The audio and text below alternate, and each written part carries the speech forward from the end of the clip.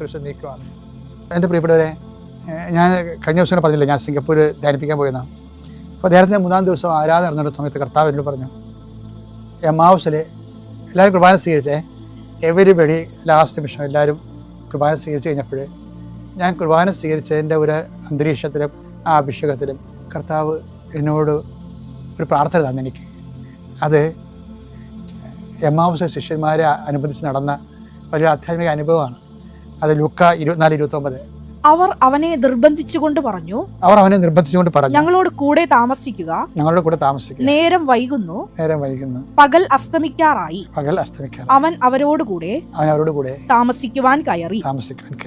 ഇത് ആ സമയത്ത് പറഞ്ഞപ്പോഴേ ഈശോ പറഞ്ഞത്, നേരം വൈകുന്ന കുറേ മനുഷ്യരുണ്ട് ഇവിടെ, PR കിട്ടാനേ. 30 വർഷമൊക്കെ PR കിട്ടാത്തവരുണ്ട്, പെർമനന്റ് റെസിഡൻസ്. വിവാഹം ഒത്തുവരാത്ത മനുഷ്യരുണ്ട്, 10-30 വയസ്സായിട്ടും ജീവിത പങ്കാളില്ലാത്തവർ, മക്കളില്ലാത്തവരുണ്ട്, അവർക്ക് നേരം വൈകുന്നുണ്ട്. 8 കൊല്ലം 9 കൊല്ലമായിട്ട് മക്കളില്ല അവർക്ക്. 10 കൊല്ലമായിട്ട് ജോലി കിട്ടാത്തവർ ഞാൻ അവിടെ കണ്ടു, നേരം വൈകുന്നു. അപ്പോൾ ഇങ്ങനെ ജീവിതത്തിൻ്റെ നിർണായകമായ ഘട്ടങ്ങൾക്ക് നേരം വൈകുമ്പോൾ നമുക്ക് പ്രാർത്ഥിക്കാൻ പറ്റിയ ഏറ്റവും വലിയ പ്രാർത്ഥനയാണത്. ലൂക്ക 24:29. അവർ അവനെ നിർബന്ധിച്ചു. പണ്ട് കർത്താവാണ് നമ്മൾ നിർബന്ധിച്ചത്. ഓർക്കുന്നുണ്ടോ? ഈശോ അപ്പോസ്തലന്മാരെ നിർബന്ധിക്കുന്നൊരു ഭാഗമുണ്ട്. ഞാൻ ഈ പന്തിയിൽ നേരത്തെ പറഞ്ഞിട്ടുള്ളതാണ്. മറുകരയ്ക്ക് പോകാൻ അപ്പോസ്തലന്മാരെ നിർബന്ധിച്ചു എന്ന്. അതൊരു പരിചരണമായിരുന്നു, രാത്രി കൊടുങ്കാറ്റൊക്കെ ഉണ്ടായിരുന്നു. അപ്പോൾ കർത്താവ് കടലമീതെ ചെന്ന് അതാണ് അവർ ചോദിക്കും, ഇവൻ ആരാണെന്നൊക്കെ ചോദിക്കണില്ലേ. അപ്പോൾ അതുപോലെ ചില നിർബന്ധങ്ങൾ ദൈവത്തോട് നമുക്കും ആകാവുന്നതാണ്. ആ സുവിശേഷം അവസാനിക്കുമ്പോൾ പറയുന്നത് എന്താ പറയണത്? ലൂക്ക പറയണത്, നേരം വൈകുന്നു, അവൻ ഞങ്ങളോടൊത്ത് വസിക്കാൻ, ഞങ്ങളോടൊത്ത് താമസിക്കുക എന്ന് പറഞ്ഞുകൊണ്ട് അവരവനെ നിർബന്ധിച്ചു. അപ്പം പ്രാർത്ഥനയിൽ ചിലർ നിർബന്ധമായിട്ടൊക്കെ പ്രാർത്ഥിക്കുമ്പോഴേ എനിക്ക് ദേഷ്യം വരും. ഒരു സാക്ഷ്യം കേൾക്കും, ഞാൻ കർത്താവിനെ നിർബന്ധിച്ചു, കാലിക്കെട്ടി വിടുന്ന വിധത്തിൽ ഞാൻ കർത്താവിനെ ഇരിക്കാൻ അനുവദിച്ചില്ലെന്നൊക്കെ പറയും. അങ്ങനെയൊക്കെ പറയുന്ന ആൾക്കാരുണ്ട്.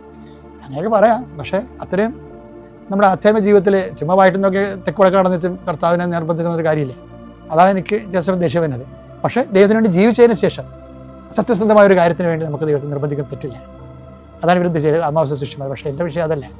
കർത്താവ് എന്ന് സിംഗപ്പൂർ വെച്ച് പറഞ്ഞത്, എന്തെങ്കിലും കാര്യത്തിന് താമസിച്ച് പോയാൽ, ജീവിതം, വീട്, ജോലി, വിവാഹം, ഇനി മാനസാന്തരം, എന്തെങ്കിലും കാര്യത്തിന് താമസിച്ച് പോയാൽ, ഉടമ്പടി എടുത്തിട്ടും നമ്മൾ ശരിയാകുന്നില്ല, വൈകുന്നു, ദൈവാനുഭവത്തിന് വൈകുന്നു എന്ന് തോന്നിയാൽ പിന്നെ ഒറ്റ പ്രാർത്ഥനയുള്ളൂ. എന്താണ്? നാഥ, ഞങ്ങളോടൊത്ത് താമസിക്കുക, നിൻ്റെ അനുഗ്രഹങ്ങളല്ല വേണ്ട, ഞങ്ങൾക്ക് നിന്നെയാണ് വേണ്ടതെന്ന്. അപ്പോൾ ഉടമ്പടി പക്കായിട്ട് പാലിച്ചു കഴിയുമ്പോൾ നമുക്ക് ദൈവത്തിൻ്റെ അനുഗ്രഹത്തിന് പകരം ദൈവത്തെ തന്നെ കിട്ടും. പിന്നെ ഞാൻ